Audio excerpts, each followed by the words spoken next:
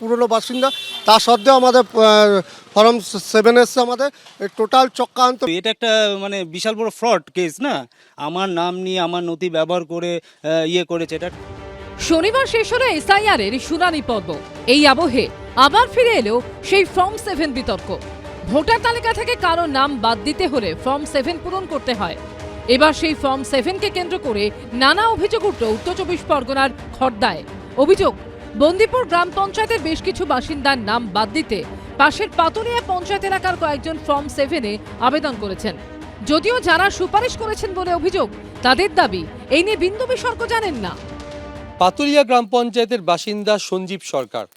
দেখা যাচ্ছে যে বন্দিপুর গ্রাম পঞ্চায়েতের কিছু ভোটারদের নামে তিনি ফর্ম 7-এ আবেদন জানিয়েছেন ও অভিযোগ জানিয়েছেন। তার বিন্দু বিসর্গ জানেন না সঞ্জীব সরকার। অন্য কেউ করেছে। আপনারা আতঙ্কিত নন? হ্যাঁ, অবশ্যই এটা একটা মানে বিশাল বড় ফ্রড কেস না, চক্রান্ত ছাড়া আর কি। আমি কিছুই জানি না, নথি তো অনেক জায়গায় দেওয়া থাকে। নাম বাদ দেওয়ার আবেদনকারী হিসেবে রয়েছে ব্যারাকপুর 2 নম্বর পঞ্চায়েত সমিতির প্রাক্তন তৃণমূল সদস্যের আত্মীয়ের নামও। আমি পাতুলিয়ার পঞ্চায়েতের লোক, আমি ওখানে যাব কেন? আমার নথি যে ব্যবহার হয়েছে আমি সেটাই জানি না। অন্যদিকে আতান্তরে পড়েছেন ফর্ম 7-এর জন্য ডাক পাওয়া বন্দিপুর গ্রাম পঞ্চায়েতের বাসিন্দারা। ফর্ম ফিল আপ করে জমা দিতে হবে। আমার দাদুর বাবার আমলের লোক আমরা। এই অভিযোগে ইতিমধ্যেই ব্যারাকপুর 2 নম্বর ব্লক অফিসে ডেপুটেশন জমা দিয়েছে সিপিএম। কিন্তু এতজনের নাম বাদ দেওয়ার জন্য ফর্ম 7-এর আবেদন করলো কে? এর একটা নির্দিষ্ট প্যাটার্ন আছে। যাদের ভোটাধিকার চ্যালেঞ্জ করা হচ্ছে তারা মূলত সংখ্যালঘু মুসলমান নাগরিক, আর যারা চ্যালেঞ্জ করছেন তারা সংখ্যাগুরুর অংশে। যে প্যাটার্নে এটা জমা পড়েছে, একটা কমিউনাল টেনশন তৈরি করবার জন্য ভোটের আগে, এবং নিশ্চিতভাবেই হচ্ছে এটা দেশের শাসকের মানে যা ভাবনা, সেই ভাবনার প্রতিফলন, অথবা আমাদের রাজ্যের শাসকও বিভিন্ন তাদের ভোট নিশ্চিত করবার জন্য এই ধরনের কাজ বিভিন্ন সময় করে থাকে। যদিও অভিযোগ উড়িয়ে দিয়েছে তৃণমূল বিজেপি দুপক্ষই। এটা বিজেপির পরিকল্পিত একটা চক্রান্ত এবং এগুলো পুরোটাই অবৈধ এবং এটা গণতন্ত্রের পক্ষে মারাত্মক ক্ষতিকর।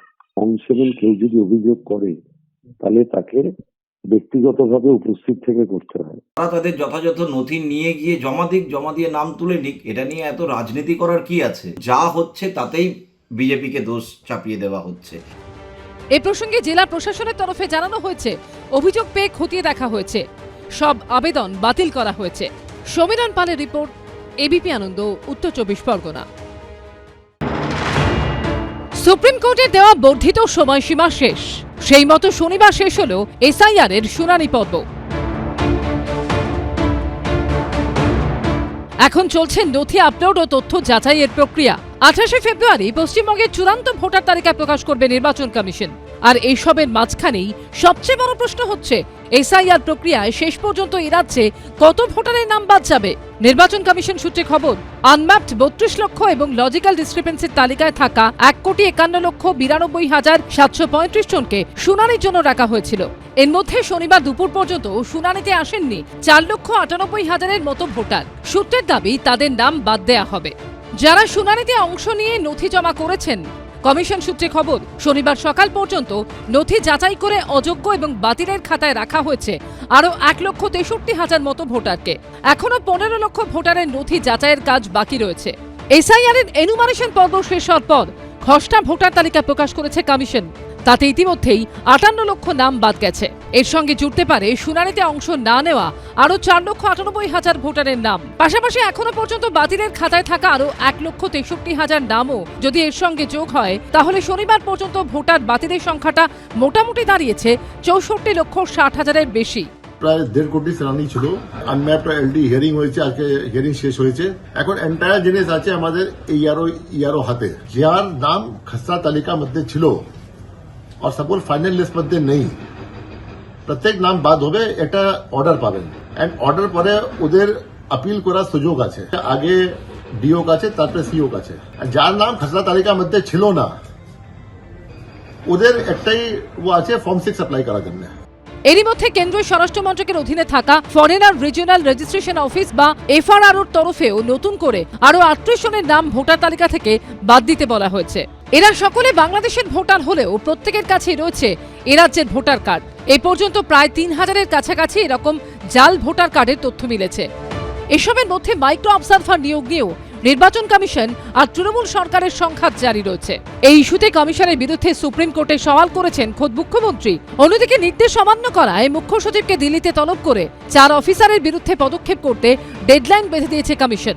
আবার মাইক্রো অবজারভার নিয়ে সুপ্রিম কোর্টের রায় অবমাননার অভিযোগে ফের সর্বোচ্চ আদালতের দ্বারস্থ হচ্ছে তৃণমূল। এই প্রেক্ষাপটে শুনানির শেষ দিনেও জারি রয়েছে তৃণমূল বিজেপির কথার লড়াই। শুনানি শেষের পথে আগামী 28 তারিখে যে ভোটার লিস্ট বেরোবে, সেই ভোটার লিস্টে যদি ভুল থাকে আপনি আবেদন করতে পারবেন ডিইওর কাছে। ডিইও অর্থাৎ ডিএম যদি আপনার আবেদন খারিজ করেন, আপনি যদি স্যাটিসফাইড না হন, ফাইনালি আসতে হবে সিওর কাছে। আর ভোটার লিস্ট তখনই বেরোবে যখন সিও সই করবে। যতজনকে ডেট দেখানো হচ্ছে তার মধ্যে অনেকে জীবিত। লজিক্যাল ডিসক্রিপেন্সির নাম করে এই যে মানুষকে অসভ্যতার মতো লাইনে দাঁড় করতে বাধ্য করা, বিজেপি ওদের মদত দিচ্ছে। যারা হয়রানির লাইনে দাঁড় করিয়েছে, ভোটের লাইনে বাংলার মানুষ বিজেপি আর নির্বাচন কমিশনকে ওই জবাবটা দেবে।